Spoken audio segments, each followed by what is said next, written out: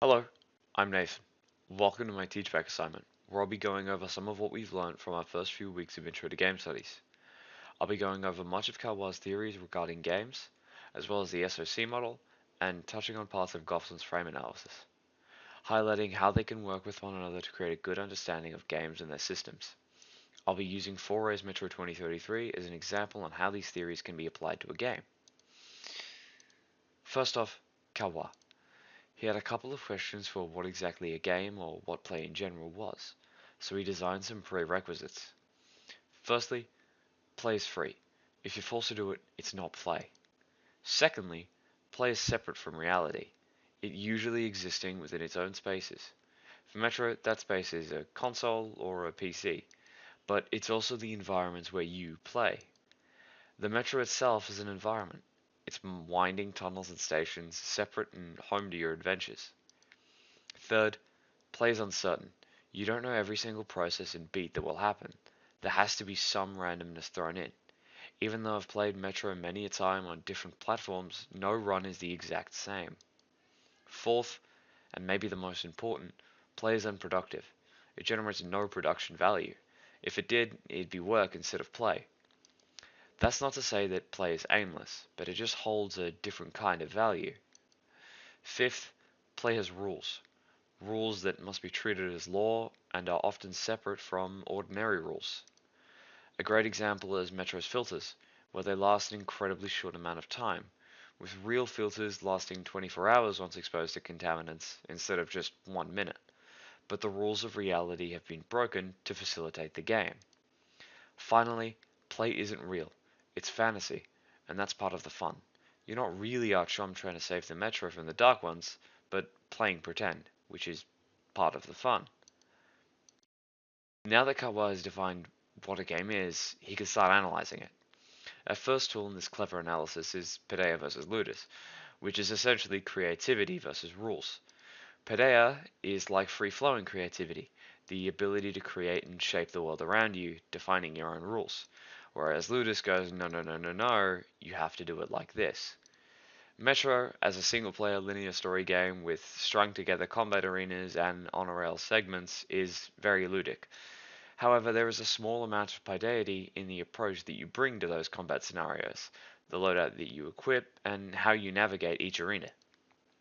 So on the Paideia ludic spectrum, Metro sits very close to Ludus, but with a touch towards Paideia. Caillois also came up with various different types of play. A game could consist of one or more of these types, allowing you to switch between them based on gameplay. Agon, or competition, is the main type of play that is present in Metro, as you're usually in direct competition with whoever your enemy is at the time, be it mutants, bandits, or one of the various different factions of the game. Alea is gambling. This takes a very interesting form in Metro, as there's no specific monetary gambling in the game. However, you can gamble with time and resources. In the above ground sections, you're on a constant timer. As our chum's filters get clogged and need replacement, you can only explore so much, do so much. There's a chance that you could find more, get more time, get more goodies, but there's also a chance you suffocate to death or get eaten. Ilinx, or as Caillois describes it, voluptuous panic, is also very prevalent in the above ground levels of Metro, especially when there are demons flying around. Running and hiding in fear from winged foes that can literally pick you up and throw you is a great example of what Ilinx is. Come here. Okay. We're cool. We're cool. We're cool. Mimicry is, well, pretending, mimicking. In Metro, you do this a lot, playing as Artyom, listening to his thoughts and feelings, as well as being a Metro goer, listening to the stories and experiences of every station. Found myself infatuated with different tales, and with so much going on, I could only listen to so many. It's Moscow, Market Underground Station. Once I picked up a transmission from a surviving tank while they were off base on maneuvers when it all happened. Those tanks were shielded against radiation, so these guys headed east from Moscow. They battled through the burning villages, picked some women up along the way, and just kept going, refueling when they could. Finally, in the middle of nowhere. They ran out of gas. Yeah. Now, these types can be combined with Paideia and Ludus to get into more specific details about games in play, as well as different categories that you can slot them into. Due to its competition-heavy gameplay, as well as its various things that you can't do, Metro is primarily a Ludus agon kind of game. Now, onto the SOC model that really wants to be called the cost model.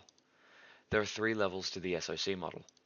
First, the character level, which represents who you are playing as in the game.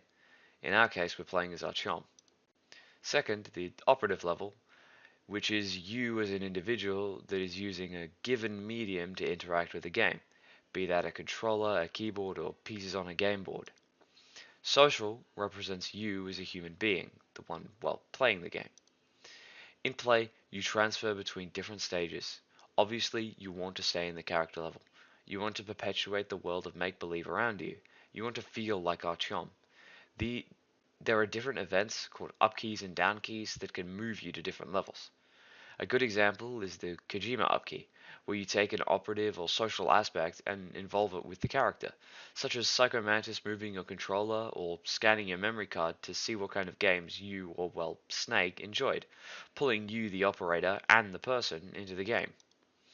There are also down keys, like the Vordenheit down key, that violently pulls you out of the game. Playing Metro, I experienced a lot of these. The game is an 11-year-old remake of a 15-year-old game, but it took me from a really interested Nathan to a very annoyed Nathan, doing everything he can to try and figure out why the game wouldn't work, when Bourbon wasn't being nearly as cooperative. I also experienced a lot of crashes with the game, which is a very good example of what a Vordenheit down key is. Please tell me it's saved before. And it crashed! It crashed again. Okay, just don't die, I guess. Just don't die. Is the... Now, onto Goffman's frame analysis. Goffman suggested that days were made out of frames, that every single moment was a frame. In a frame, there are different actors holding different props, playing their roles in life. In Metro, the actors and props are the NPCs as well as the game systems, that all contribute to being an organic part of your experience. When that experience goes dry or something unexpected happens, you give a response cry to let others around you know that this is a problem and out of the unexpected. Oh ho ho ho. Oh.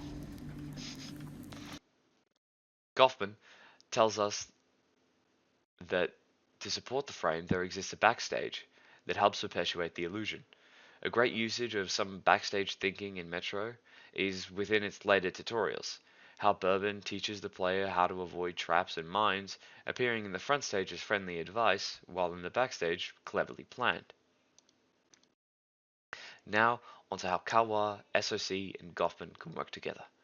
A great example is the Metro loading screens.